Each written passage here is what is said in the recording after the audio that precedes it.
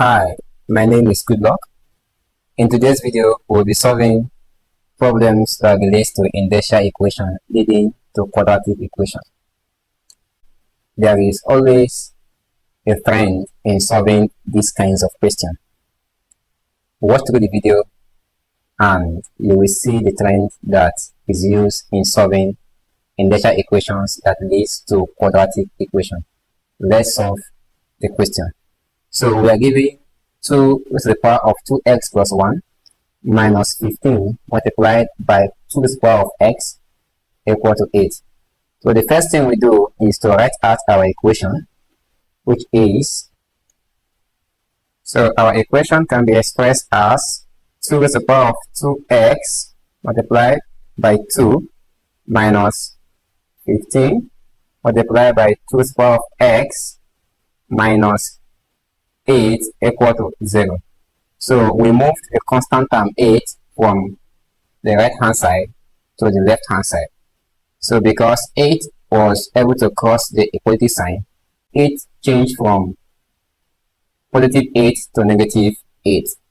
So therefore, from our equation, we can be able to express this as 2 multiplied by 2x all to the power of 2 minus 15 multiplied by 2 to the power of x minus 8 equal to 0.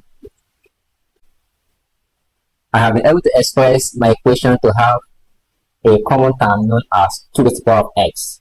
Now we have to apply substitution. So we say let p be equal to 2 to the power of x. So if that is true, anywhere I see 2s, I will write p. So I will have 2 multiplied by p to the power of 2 minus 15p minus 8 equal to 0. Now we have a quadratic equation. And that equation is an equation that has the highest power as 2. So therefore, p squared is our highest power. So at this point, we are going to use the quadratic formula to solve this particular equation. So using quadratic formula, so we have that our value p will be equal to minus b plus or minus root of b squared minus 4ac all divided by 2 times a. So from our equation, our a is known as the coefficient of x squared. So therefore a is equal to 2. Our b is equal to negative 15. And our c is equal to negative 8. So if I apply that into our formula, we have that p1, 2 is equal to minus 15, close the bracket, plus and minus root of minus 15 all squared minus 4 times 2 times negative 8. Everything will be divided by 2 times 2. So at this point, we have been able to write everything down and we substituted it in our quadratic formula. So let's simplify our formula now. So we have that negative times negative 15 is positive 15 and plus or minus. I know that square root of negative 15 is 225 plus 4 times 2 is 8.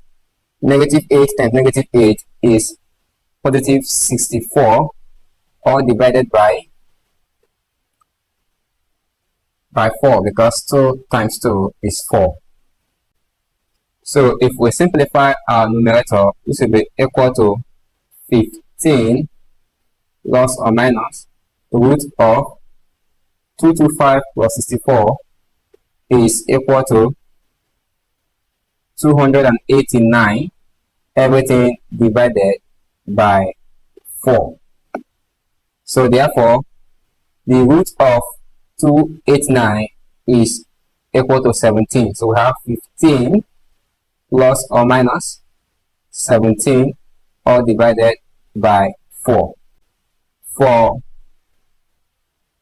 P1, which is the positive, we have 15 plus 17 divided by 4, and this will be equal to 15 plus 17 is equal to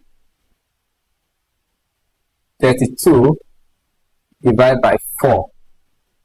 So P1 is equal to 8. That's the value we got. Also, for the value of P2, we have that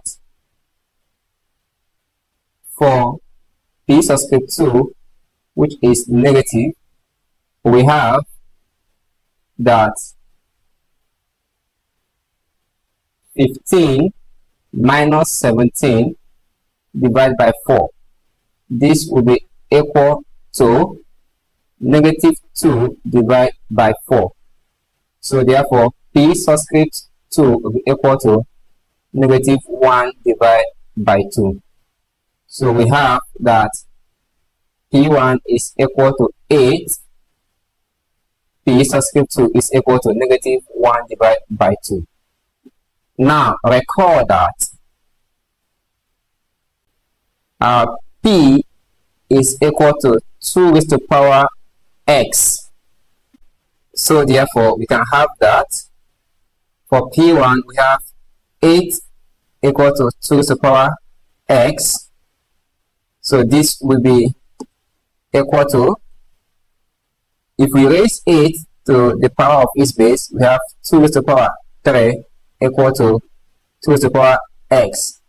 So therefore, x is equal to 3 because we have the same base, so we have to equate their powers. Also, we have that P subscript 2 is equal to negative 1 over 2. So we can have that negative 1 divided by 2 is equal to 2 raised to the power of x.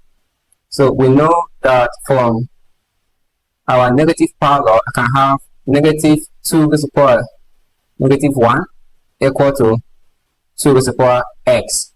So from here, we can observe that the term 2 raised to the power s represents a power of 2, which is always a positive number. But the right hand side is not equal to the left hand side because 2 raised to the power of s cannot be equal to a negative number. So therefore, there is no solution for s. Thank you. So if you know you found value in this video, please don't forget to subscribe and like the video so that we reach a greater audience. And don't forget to drop your comment. I will be willing to answer you. And also, don't forget to watch more of our videos, so we have more equations that we have solved that are even more complex than this particular one. I will see you in the next video. Thank you.